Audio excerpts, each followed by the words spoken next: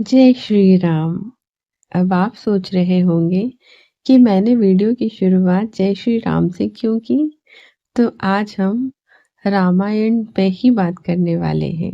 श्री गोस्वामी तुलसीदास जी ने इतनी सुंदर रामायण की रचना की है। हिंदू धर्म में हर किसी के घर में आपको रामायण का पवित्र ग्रंथ जरूर मिलेगा। आज से कुछ वर्ष पूर्व हर घर में होती थी और हर बुजुर्ग को बहुत कुछ मुजबानी ही याद हो चुकी थी। गोस्वामी तुलसीदास जी की रामायण की जो महिमा है, उससे बिना कुछ किए ही व्यक्ति के मन में भक्ति उत्पन्न होती है, भक्ति का प्रकाश उत्पन्न होता है। तो आज हम इसी रामायण की रचना कैसे हुई, इस पर ही चर्चा करते हैं। तो शुरू करते हैं। चित्रकूट से लौटकर गोस्वामी जी काशी पहुंचे और वहां प्रहलाद घाट पर एक ब्राह्मण के घर निवास किया। वहां उनकी कवित्व शक्ति स्फुरित हो गई।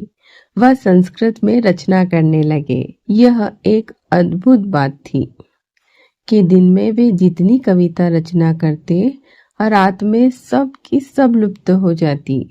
यह घटना रोज घटती, परंतु वे समझ नहीं पाते थे कि मुझको क्या करना चाहिए। 8वें दिन तुलसीदास जी को स्वप्न हुआ।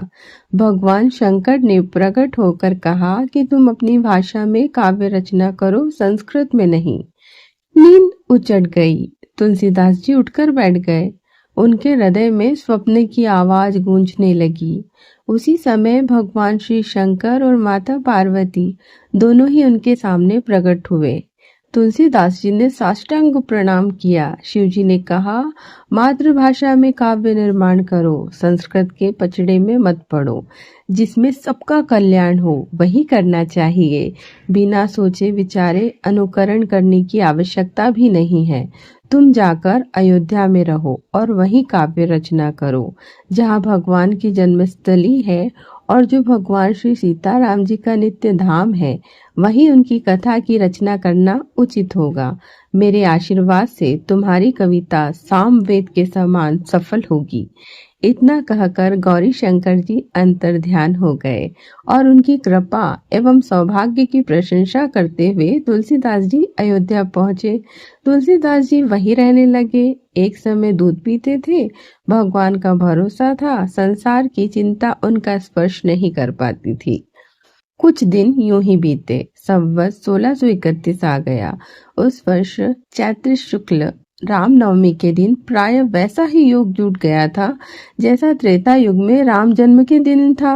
उसी दिन प्रातः काल तुलसीदास जी सोचने लगे, क्या इस समय भगवान का अवतार होने वाला है? आश्चर्य है, अभी इस समय अवतार कैसे हो सकता है? उसी समय श्री हनुमान जी ने प्रकट होकर तुलसीदास जी को दर्शन दिया। तुलसीदास जी ने प्रणाम करके पूछा, क्या पृथ्वी पर इस समय भगवान का अवतार होने वाला है? हनुमान जी बोले, अवतार तो होगा, परंतु मनुष्य शरीर के रूप में नहीं, अपितु ग्रंथ के रूप में।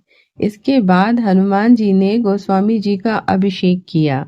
शिव, पार्वती, गणेश, सरस्वती, नारद और शेष ने आशीर्वाद दिए और सबकी कृपा एवं आज्ञा प्राप्त करके तुलसीदास जी ने रामचरितमानस की रचना प्रारंभ की। 2 वर्ष 7 महीने 26 दिन में श्री रामचरितमानस की रचना पूर्ण हुई।